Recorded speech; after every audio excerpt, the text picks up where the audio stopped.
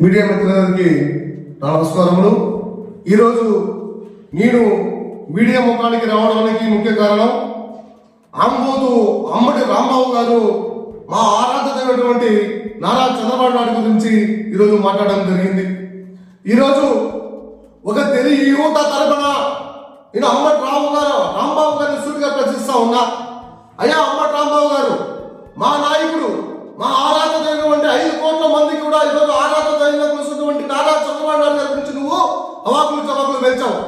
వాళ్ళ తల్లిదండ్రుల గురించి మాట్లాడావు, వాళ్ళ తండ్రి గారి గురించి మాట్లాడుతున్నావు. అదే లుచ్చానా కొడుక, మా ఆరాధన నారా చంద్రబాబు నాయుడు గురించి, వాళ్ళ తల్లి గారి గురించి, వాళ్ళ తండ్రి గారి గురించి మాట్లాడాలంటే నీకు లేదని చెప్పి కూడా నేను తెలియదు తరపున తెలియజేసుకుంటూ ఉన్నా. అదే మాదిరిగా నువ్వు ఏదో గతంలో మేము పోటీ చేశాము, వీరులము, సూర్యులు అని చెప్పి నువ్వు నీ నాయకుడు జగన్మోహన్ రెడ్డి చెప్పుకుంటున్నారే, ఎన్ని పొడిచారయ్యా 5 సంవత్సరాలు ఆంధ్రప్రదేశ్ రాష్ట్రానికి అని చెప్పి నేను అడుగుతా ఉన్నా. ఎన్ని కంపెనీలు తెచ్చారు, ఎన్ని ఫ్యాక్టరీలు తెచ్చారు, ఏ పద్ధతులు చేశారు? కనీసం ఆంధ్రప్రదేశ్ రాష్ట్రానికి క్యాపిటల్ ఏదని చెప్పుకోని దుస్థితి మీరు ఆలోచన చేస్తే ఈ రోజు మా ఆరాధన నారా చంద్రబాబు నాయుడు గారు అమరావతి రాజధానిగా ఉంటుంది, ఇక్కడ డెవలప్ చేస్తున్నామని చెప్పి మా నాయకుడు ఆంధ్రప్రదేశ్ రాష్ట్రాన్ని సస్యశ్యామలంగా చేసుకుంటూ పోతున్న తరుణంలో ఈ రోజు నువ్వు మా నాయకుడి గురించి మాట్లాడడం జరుగుతూ ఉంది. నీ బాగోతం మాకు తెలియదు అనుకున్నావు అప్పటి రాంబాబు గారు. 5 కోట్ల మంది ఆంధ్రులు తెలుసు నీ బాగోతం ఏందో, నీ వెకిలి శాస్త్రాలు ఏందో. ఈ రోజు నువ్వు అవన్నీ పక్కన పెట్టేసి ఈ రోజు మా నాయకుల గురించి మాట్లాడుతున్నావు. నీకు ఒక తెలుగు యువత తరపున హెచ్చరిక జారీ చేస్తా ఉన్నాం. నీవు వైకాపా పార్టీని భూస్థాపనం చేసింది నువ్వే, నీ తరపునే భూస్థాపనమైంది వైకాపా పార్టీ అని చెప్పి నేను తెలియజేసుకుంటూ ఉన్నా.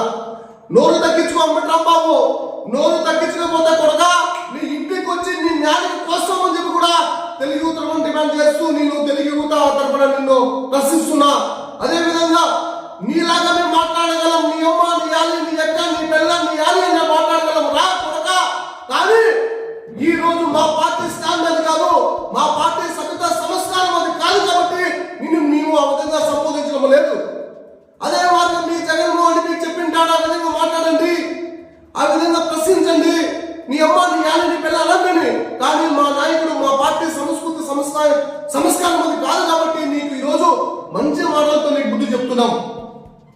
మా కూటమి ప్రభుత్వాన్ని కానీ మా ముఖ్యమంత్రి నారా చంద్రబాబు నాయుడు గురించి కానీ మాట్లాడే ముందు ఆత్మ పరిశోధన చేసుకుని మాట్లాడాల్సి ఉందిగా తెలియజేసుకుంటూ నేను సెలవు తీసుకుంటున్నాను.